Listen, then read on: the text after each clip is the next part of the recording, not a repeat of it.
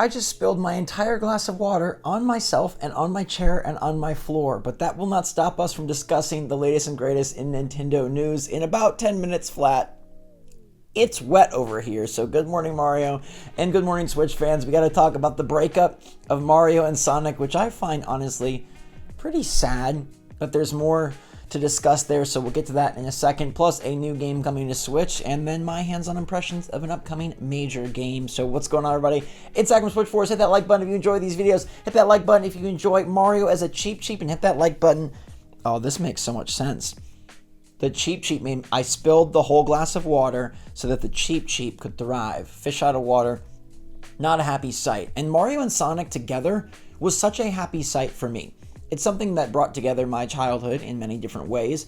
And so when Mario and Sonic started partnering for Olympic Games, video games, it was really exciting. I think I just said Olympic, but I meant Olympic. They started back in 2007. They continued with entries in 2010, 2012, 2014, 2016, and then most recently Tokyo 2020 on Nintendo Switch. Now, many thought that we would get a Mario and Sonic at the Olympic Games 2024 Paris edition this year, maybe even announced at the Summer Direct or even before it at the third-party showcase.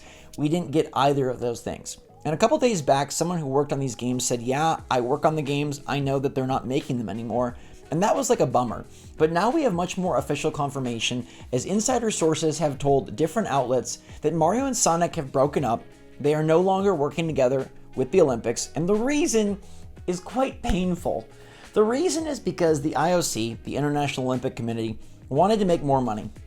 So they didn't think that Mario and Sonic were bringing them enough cash, which I find odd because these games did sell millions of dollars. Now, perhaps they had to give a big portion over to Nintendo and Sega to help make these games happen, right? It's kind of like Nintendo is doing a bigger favor for the Olympics than the Olympics are doing for Nintendo. I think lending Mario and Sonic to the Olympics is far more beneficial for that side than letting Mario use the Olympic rings, because we could just have other Mario sports games, and we do, and those sell fantastically well. So apparently the IOC initiated this by not renewing their deal after the 2020 Tokyo Games game. And their reason was because they wanted more money, and so where did they look? They started to look towards NFTs. Oh, brilliant. The Olympics coming in clutch, doing something so smart, looking at esports and NFTs and ways to bring their Olympic games and bring their Olympics games marketing to more profitable areas. Well, one of them might be working out, as it does look like esports are going to be a part of the Olympics, but the other, NFTs, was a horrible miscalculation. Now, remember, this was back in 2020 when they decided to let the partnership lapse, so maybe back then they thought it was a good idea.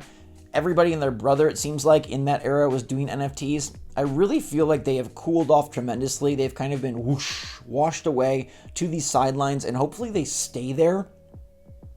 NFTs kind of suck. It's like the end of that. We don't need to get more into that. But what I do want to get more into is Mario and Sonic as a collective unit. We know that this was an Olympics Games partnership, and in many ways that made it a bit boring. Like, it was so cool to see Mario and Sonic's universes collide, but after a number of these entries, like, there's only so many good sports you can do in a video game fashion and with these characters, and oftentimes the individual sports were more like mini games, kind of underbaked because they had to fit so many in.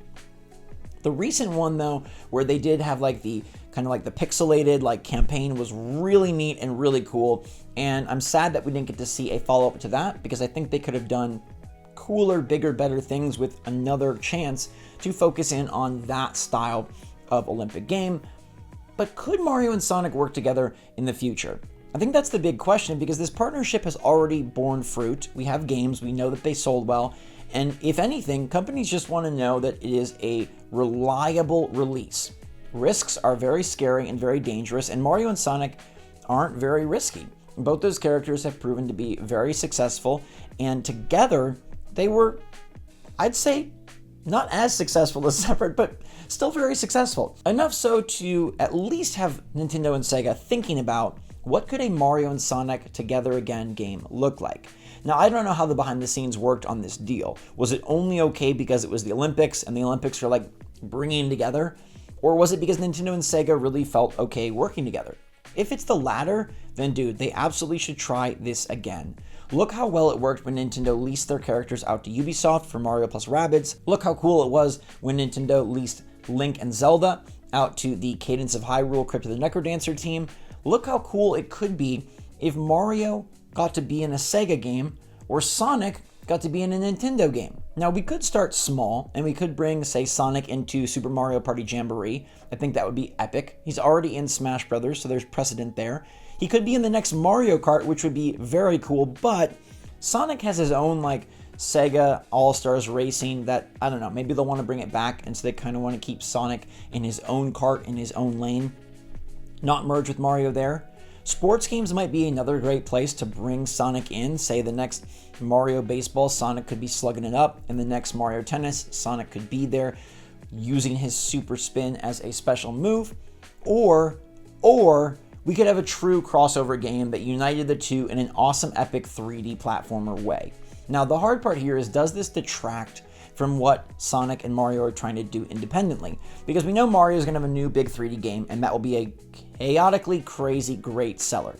Sonic is trying to do 3D platformers with the most recent Sonic Frontiers, and I think that was a solid foundation. I don't think it was a amazing game, but I think it was more fun than it deserved to be, and it actually leads me to think that, hey, the next one could be really darn cool. So maybe a 3D platformer, would that like sabotage, cannibalize from their own entries? How could you do this in a way that we could have both franchises kind of run parallel? We could have Mario, Sonic, and Mario and Sonic. So a party game seems like overkill. We already have a bunch of those. Sports games, we have those. So character like appearances would be okay on the rosters, but in terms of a true crossover, I think this might actually be a place to do a nifty 2D game. Nintendo experimented with Mario Wonder to phenomenal success, and we know that Sega has just gone full bore on Sonic in the 2D space. They've tried new games, they've tried old games, they've tried smaller teams making it, they've tried bigger teams making it, 2D, 3D, like they're going all out with Sonic in this area, and new characters, old characters, create a character. I think a crossover in the 2D space would not infringe upon each individual character and franchise, but would be something really neat and really nifty, and a way to sort of one-up things after Mario Wonder took them in a delightfully delicious direction.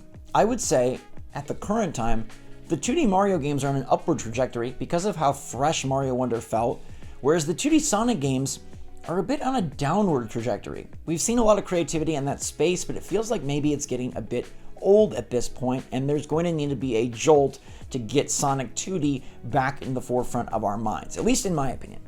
Now, this could be an absolutely fantastic way to do that for Sega, and again, I think it would benefit Sonic more than Mario, but I hope that they work together in some capacity, and I'd love to know what you all think. Should Sonic and Mario work together again? Can this breakup just be temporary? They should get back together, love it up, hug it up, make good, and find some way to create a new game for Switch 2 where these two characters, former enemies, are working together once again. Now, speaking of working together, Zelda and Metroid is a great combination, and that's what the Crypt Custodian is bringing our way. This game was previously announced, but today we found the release date, and also they revealed that it's coming out on Nintendo Switch. August 27th, so just a few weeks away, for $19.99, this game is a dead cat named Pluto. Now that already has me won over, but then look at the art style, look at the fact that it's made by a single team development guy, Kyle Thompson, and then look at the fact that it is a Metroidvania meets Zelda type game, and I'm in love. I think this one looks fantastic. I was very excited to see it when it was announced for PlayStation 5, but way better that it's coming to Switch. This developer, Kyle Anderson, previously made Islets and Sheepo, two really solid indie titles. They're very small, and it seems like maybe this game, Crypt Custodian, is going to be a little bit on a bigger scale. I'm really excited to see the different biomes, the different lands, what kind of Zelda-type puzzles they put in there, what kind of abilities your dead cat ghost janitor can acquire, and how they handle the bosses. The trailer looks super sick, the art style looks great, and so boom, I'm ready for this one. New announcement, and it's out in just a few weeks. Now, here's the part of the show where you find out I play other games besides stuff on Switch. And if you want to leave, I totally understand. Bye for now. Thanks for being here. But Star Wars Outlaws is probably the biggest game of August, and so I wanted to tell you about it because I was lucky enough to get to play it early thanks to a Ubisoft digital preview event. I got to play 3 hours of the game, 2 different sections, one early, one later, and I found it to be mostly really promising. Star Wars Outlaws is a lovely looking game, packed to the brim with Star Wars lore and an overall coat of paint that I think is super appealing and makes it feel a cut above the typical Ubisoft open world game. Fear not, there's lots of stuff that makes it feel like a typical Ubisoft open world game, and that's where most of my worry lies, but for the most part, my time was excellent. It flew by, and for me, not counting the seconds or paying attention to the clock is a big indicator that, wow, this game is really grabbing me, and this game is really doing something cool. And I think it's because of how much infusion there is of Star Wars lore, nostalgia, and just interesting quirks that are possible because they have such a wide and popular universe to pull from. Now, the overall control of Kay Vess is quite excellent, and I did find the stealth to be pretty solid, although the repetitive nature of these stealth missions is what has me the most concerned. You have a pretty limited arsenal, at least based on what I play. You've got your blaster, you can pick up enemy guns, and then you have Nyx, your little supporter character, who can kind of do everything. They are a jack-of-all-trades animal that can go and distract, they can go and set off a grenade, they can go and attack, they can go and take out some piece of electronic equipment, they can go fetch something. They're just really, really valuable, and in some ways you might think it's an easy button, although I didn't find that to be the case when I was actually playing. It's not so much that these encounters were easy, it's just that they felt very similar, especially as I moved from an early section of the game with a stealth mission to a much later section of the game with a stealth mission. I eventually got to play on Kijimi, which is a later snow planet, fantastically rendered in this PC version, but the stealth was basically the same. And if majority of the gameplay is going to be get in, steal this thing, and get out, I hope they find a way to mix it up. There's only so much you can do with indoor and outdoor locations, with barriers that you take cover behind, and with Nyx going to bite their ankles and distract them so you can silently take them down. Also, it suffered from the typical Ubisoft problem where you get spotted, you can kind of back yourself into a corner, and then just shoot 20, 30 enemies until they're all dead. That part is really brain busting for me, because once I know I can Rambo my way through, it takes away the facade that I need to be stealthy. And for me, knowing I can do it very aggressively is upsetting. I'd rather not ever find that out. And like I said, it does feel like sort of Far Cry-esque in a way that you can just like alert the masses, back into a corner, and take everybody out. But everything outside of those stealth areas was really super nifty, and I loved moving from area to area on the speeder bike. The planets seem to be very large. There's a lot of interactivity with the world, characters to talk to and things to notice, side quest givers, and just beautiful environments that feel so baked into the Star Wars universe. There's also ship flying segments, and the game tries to streamline that by allowing you to travel from system to system, but then have to go and land in on the planet as you navigate some of the things and elements that you can find and interact with and even fight with, of course, up above the stars. I think much of Star Wars Outlaws' success is going to come down to how mysterious, how cool, and how engaging is that storyline. And are they able to build Kay Vess from this scoundrel character at the start to someone you super care about and someone that's doing very important things? I think the nature of having you play the different factions against each other seems to be very cool, and I found myself having to think about how I wanted to decide to go about certain conversations or carry out certain missions where, like in one instance, I got stopped by someone who was like, hey, you can give this to me right now and we'll be cool, or you can shoot me and take me out and then take it for yourself and give it to a different faction. And those elements felt the most dynamic and where I was the most engaged, and I hope that they play out in a big way that by the end, you know, a faction might really hate you. They might be really out to get you and there's no repair. Or a faction might really love you and be consistently sending you support units so that you know you are basically Pike in spirit, even if you're not an actual Pike species. Now, we'll have to wait and see how that all pans out, but for the most part, I did really enjoy my time with Star Wars Outlaws. My concern is the repetitiveness of the stealth sections. The map is littered with things to do, but I think in a bit of a better way than we've seen in other Ubisoft titles. It might just be the Star Wars glasses, though, covering everything in a nice hue that appeals to me in particular, because I've been so into Star Wars lately. But if you have any interest in Star Wars, and even if you don't, I do think this is a better overlay than just another Far Cry or just another Assassin's Creed. It does seem to be enough of a spin on the formula to be very fun and very worth your time.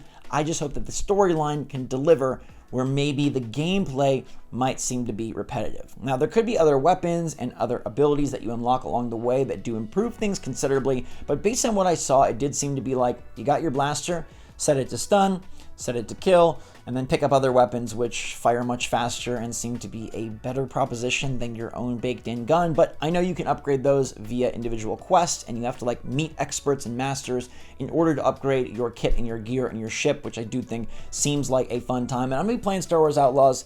Maybe it'll be on Switch 2. Definitely not on Switch 1, but this is a type of game that I could see coming late to Switch 2 if it is successful, or even if it's not successful, maybe even more so if it's not successful on other platforms. Ubisoft wants to get some cash out of it, and a Switch 2 release next year would be pretty neat. But let me know if you're excited about Star Wars Outlaws and what you think about Mario and Sonic's breakup should they get back together. Love to hear from you in the comments down below. Until next time, everybody, thanks so much for watching. Stay safe, stay healthy, stay happy, stay positive out there.